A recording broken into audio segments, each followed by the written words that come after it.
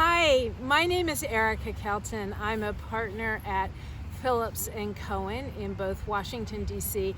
and San Francisco. Thank you for inviting me to participate in your Own It conference. I'm very sorry I'm not joining you in person because of the COVID pandemic. And I'm very grateful for Hamani for inviting me personally. I practice in a very specialized area of law, whistleblower law. I've been doing it for about 25 years now. And when I went to law school, that specialty didn't even exist. I admire my clients greatly. Overall, they're very, very brave and they take great risks when stepping forward to speak out. I practice primarily under a federal statute and some state statutes that provide financial incentives and rewards for individuals to step forward and bring information about fraud against the federal government and state governments, or securities fraud or tax frauds.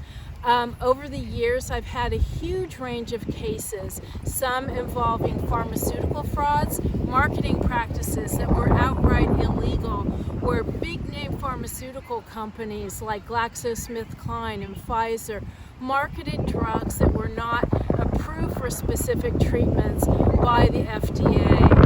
Some of these cases resulted in huge settlements of $3 billion in the case of GlaxoSmithKline and $2.3 billion in the case of Pfizer.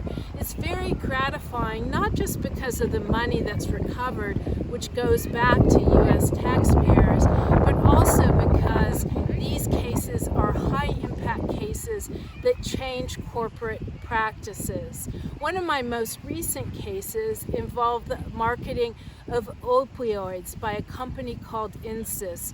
You might have read in the news earlier this year how the top executives, how the founder and the very top executives of the company went to trial in Boston under criminal charges, and all of them were found guilty.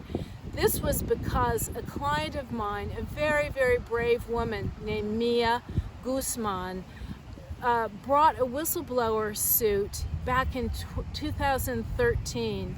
And it was because of her and her evidence that those individuals were ultimately charged criminally. There was also a civil settlement of over $100 million.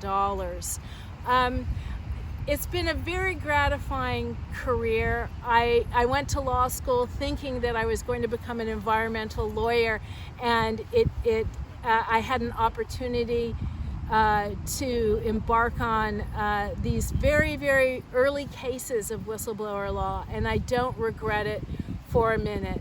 I'll say that the COVID pandemic is changing the legal landscape as we speak and as you hear this. It's very difficult to know exactly what will happen. Hiring all over the country in conventional law firms is being cut back, as you know, and is the case with Davis and your shift to online learning. The same is true with law schools. Our exams are now upset, and I think that the COVID pandemic will have a lasting impact on the legal landscape. I say this not to discourage you at all. I say it because I think that there will be great opportunities for young lawyers straight out of law school, and that it's important to seek out those opportunities and to follow your heart, and to listen to yourself and to listen when doors open, and not to be scared of walking through the doors, because you never know what's on the other side. I'm eager to engage with any of you if you're interested. Hamani has my email address, and I look forward to hearing from you. Bye-bye.